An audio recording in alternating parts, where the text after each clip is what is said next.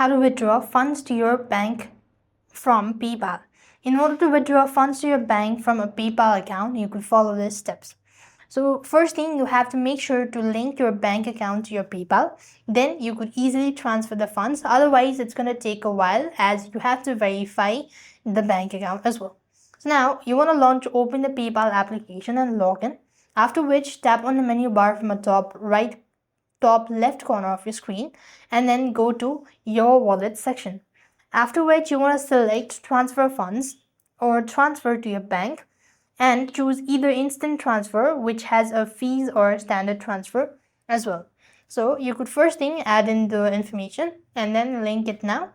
And once you're done with that, you could just follow the remaining steps, that is enter an exact amount, how much you want to transfer, enter in the details, all that, and that is the way you could withdraw funds to your bank from PayPal. So this is the way it works. I hope the video was helpful. Make sure to like, share and subscribe. Thank you for watching. See you in the next video.